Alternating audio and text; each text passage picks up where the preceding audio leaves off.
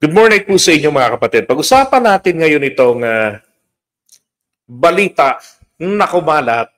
Si Digong ay natagpuan daw na walang malay sa loob ng kanyang selda. At ayon po rin dito kay Harry Roque, palagi daw palang nangyayari yan sa kanya. Yung unang nabalita na, di ba, kararating lang ni Digong sa The Hague. Tapos ay nabalita na siya ay inilabas ng kulungan at dinala sa ospital para daw magkaroon ng MRI dahil po pala natumba na, nahulog, hindi po natumba, nahulog sa kanyang selda. Ano ba ang kulungan nila sa The Hague? Duyan? Di ba? O malikot siyang matulog sa kama? Pinakita naman yung kama, hindi naman kataasan. At kung nahulog mula dun sa kama, hindi naman po tingin ko mawawala ng malay ang tao. Oh. 'Di ba? Nahulog ka sa kama, na. Ay nako. Tapos, eto ngayon si Sarah, sabi niya nakatanggap daw po sila ng impormasyon, credible information received by the family from hospital sources, mga Pilipino yan malamang, reveals that former President Duterte had to be subjected to laboratory tests after being found unconscious on the floor on his room. Ay, alam nyo, normal lang procedure yan . Diba? Hinimatay yung tao. Paano malalaman yan? Diba? Nakita siya, walang malay. Natural, para talaga malaman kung ano nangyari or posibleng nangyari, diba? Ay kinakailangan ng mga laboratories. Okay lang po yan. The family was not informed of the accident and no explanation was given. Oo nga naman. Bakit nga naman kayo hindi sinabihan? Baka naman hindi nangyari. These alarming developments raise grave concerns about the capacity of the ICC to guarantee the security and safety of FPRRD. Sabi ni Sarah, ultimo nga daw yung ingrown toenails nito, napabayaan. Walang nagpe-pedicure sa ICC. Sabi ko sa inyo, hindi ho talaga totoong simple lang ang buhay ng mga to . Isipin nyo, magputol lang kuko sa paa, may tagagawa pa. Di ba? Meron pa nagpe-pedicure. Hindi yan totoo na mahirap lang, ordinaryo lang. Pagka may issue laban sa kanila, doon lang nagiging mahirap kumakain sa karinderya. Makain ng barbecue, di ba? Now, eto pa. So, nagsalita rin ang kanyang abogado. Sabi rito, kinumpirma ito ni Nicholas Kaufman na, na 2 beses daw po na nangyari. Okay? Again, 2 beses. Paano ko po nasabing 2 beses na po na nangyari daw yan? Kasi nakalagay po yung salitang couple. Okay? Hindi ho po pwedeng marami, multiple, kapag ka-couple. Wala pong couple na 3. Kapag 3 po yan, threesome po ang tawag dyan. Kung 4 naman yan, nako, orgy na yan. Okay? So 2 beses na raw na nangyari na, sabi sa kanya na-i-report sa kanya, Sarah, bakit hindi mo tanungin si Kaufman or Kaufman, why you didn't inform Sarah or the family about this couple of incidents? Diba? Sabi rito when he fell in his cell as a result of one of these incidents, he lost consciousness and was evacuated to the hospital. Now again, contrary sa sinabi ni Harry Roque ni Akla. Sabi ni Harry, palagi raw nangyayari yan kay Digong. Tapos kaya nga nung una raw ay nawala ng malay rin, parang nabagok yung ulo, dinala rin sa ospital para magkaroon ng MRI. Pero ang sabi mismo ng abogado na ito mas tama talagang ito yung pinagsasabihan para makakausapin ang pamilya. Di ba? So,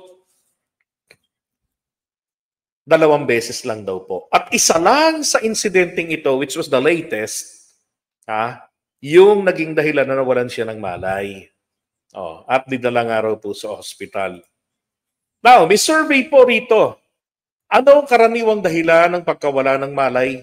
A. Nalipasan ng gutom, kulang sa dugo, na-stroke, nawala ng oxygen, diabetic, na-aksidente, sobrang pagod, heart attack, labis na takot, o nagdrama lang. Okay, so kayo na pong bahala dyan sa survey. Now, eto na. Hindi ho ba ang narrative nila dati ay pag may nangyari dahil nagkaroon ng pagdalaw, pagbisita, pangungumusta kay dating Pangulong Duterte, yung mga taga-Philippine Embassy. Diba? Ngayon, nagreklamo si Sara. No, hindi kami in-inform, ganito, ganyan. Yung patakaran ng ICC security, there's a breach, blah, blah, blah, ganon. Parang iniisip nila, katulad lang ng kulungan dito sa Pilipinas, ang sistema ng BJMP. At diyan, sa ICC, pareho lang. Ngayon, ang ginawa naman ito ni Pulong, sabi niya, si Trilling pala ang pinadala ng mga bangag para mag-welfare check kay PRRD. Kasi po, kamakailan lang si Trillanes ay nagsampa ng supplemental affidavit ba o case? Nagsampa uli ng kaso sa ICC. Palagay ko supplemental affidavit ang isinabit ni Trillanes dyan sa ICC. Now, eto na. Baka magkalat ng virus mo. Baka magkalat ka ng virus mo dyan at di ka pa naman na-inject ng anti-rabies shot mo. Oo nga pala, strict ang Netherlands. Sigurado, dinaan ka muna sa quarantine ng mga hayop. Kasama mo rin ba ang tutamong si Las Cañas? Huwag kang mag-alala. Ito na yung banta. Magkakaganyan ka rin sa selda. Aba! Hintayin mo lang. Umuwi ka na sa Pinas at harapin mo ng mga kaso ninyo. Mga duwag kasi kayong mga sundalong kanin. Sige na, balik ka na at makareport ka na sa mga amo mong bangag na mga praning. Sayang naman ang flood control funding na binayad sa iyo. Mula po sa tao na mayroong 51 billion na nako po ng 3 taon. Yan. Hanep no? Ganun-ganun lang na bato. Hindi siya. Ay, nako, Trillanes pa talaga ang sinisi. Unang-una, hindi naman siya hindi naman siya kabilang sa Philippine Embassy. Ito yung pang-asar niya lang nito ni Pulong kay Trillanes. Ito yung pinag-welfare check. Tsaka isa pa doon sa nag-welfare check na yon, na-interview pa nila si Digong. Na-interview pa nila yon. Kaya nga nagagalit yung si Sara kasi baka magkabulgaran kung ano ba talaga totoong situation doon. Dahil nga ang narrative, mamamatay na siya. Sabi nga ni Harry Roque, 5 minutes sinihingi niya, makauwi man lang siya ng Pilipinas at doon mamatay. Pero nakalagay rin doon sa post nila na dapat doon sa ibang mga DDS, kagaya kila Akla, kila Ginoong Sasot, na dapat litisin siya ng Pilipinong hukom. Anak ng putya. Hindi daw po ng dayuhan. Ano naman problema kung dayuhan? Si dating Pangulong Duterte, yung mga hukom dyan sa ICC, ang presidente ng ICC, mga dayuhan din naman dyan sa the Netherlands. Diba? So pare-pareho lang silang mga dayuhan dyan. Walang problema doon. Now, sinagot pa nga dyan ng ICC si Sara. Hindi lang si Sara, pati mga DDS. Sabi rito, ICC's response to VP Sara Duterte's claim that former President Rodrigo Duterte was found unconscious in his detention cell in The Hague. Eto na. Respecting the right to privacy, we do not comment on matters related to private situation of a detained person. In general way, the ICC acts in accordance with the ICC Rome Statute and relevant applicable rules and follows the international standards of detained persons having access to consular representatives. Okay? Such visits, if any, are strictly conducted with the approval or at the request of the person in detention. So, kung nagkaroon ng welfare check, sabi ng ICC, si Digong ang nag-request. Okay? Si Duterte po ang nag-request. Ayan, maliwanag.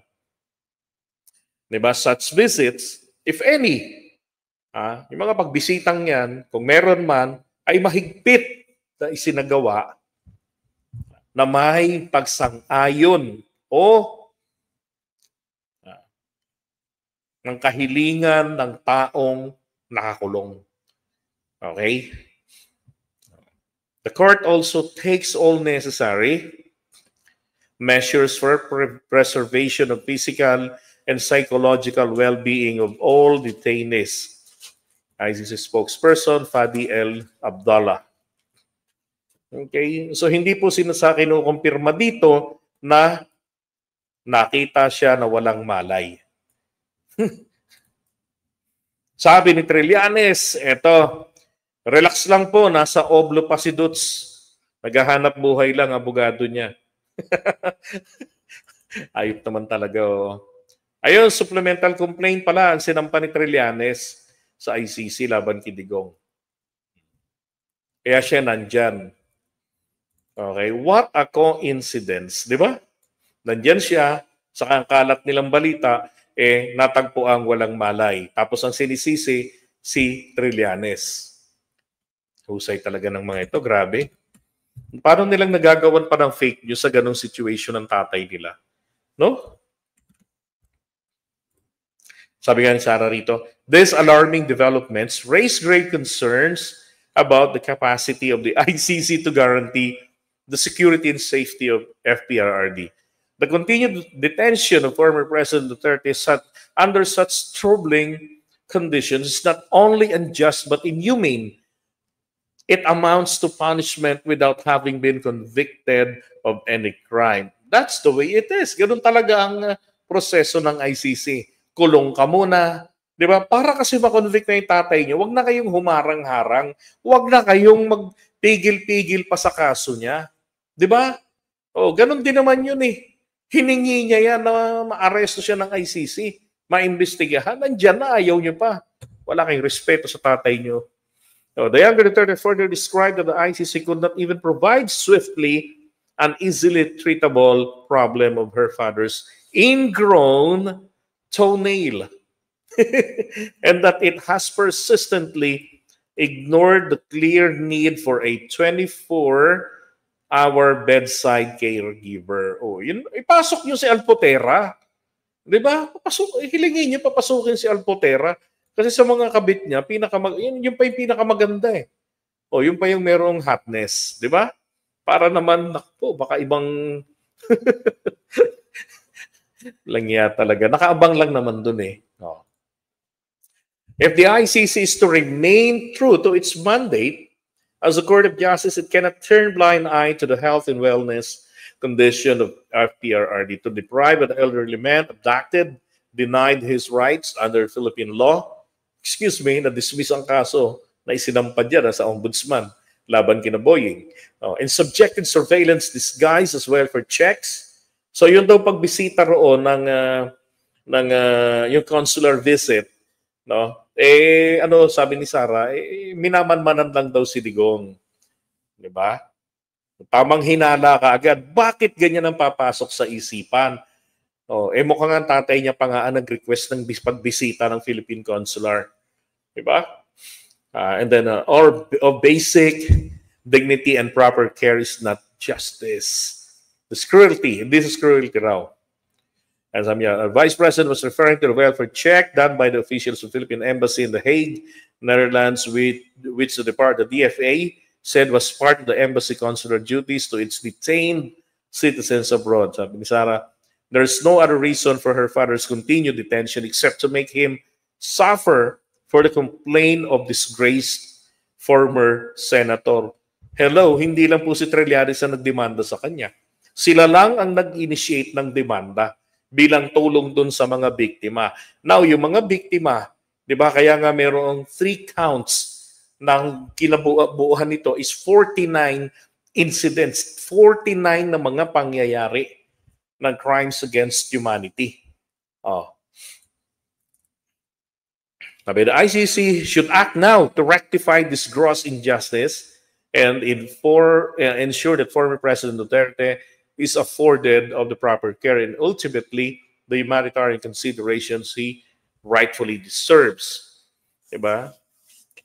Paano yung mga napatay niya? Forever na yun doon sa loob ng kahon, sa ilalim ng lupa. Oh. As an alleged recent incident pertaining to the former president's health condition, the Philippine government has no information on such matter. Paano pa tayong i-inform? Andiyan naman kayo kung totoong nangyari yun. Di ba? Kayo ang unang sasabihan ng ICC. So lumilitaw pa rin doon sa sagot nga kanina, mukhang hindi totoo talagang nangyari yan dahil mismo kayo lang eh. 'Di ba? Si Kaufman, 2 beses daw. Sabi naman ni Roque, palagi. Oh. Okay. So iwan muna natin 'yan.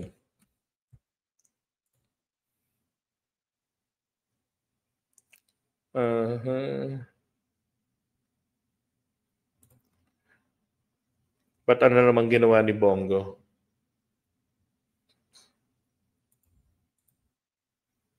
Si Bongo na nangangampanya na. Yeah. Si Bongo sana hindi na mautog yung mga kumain. Naku, parang ng mga kwento nila ron, di ba? Kinidnap daw. Walang niya.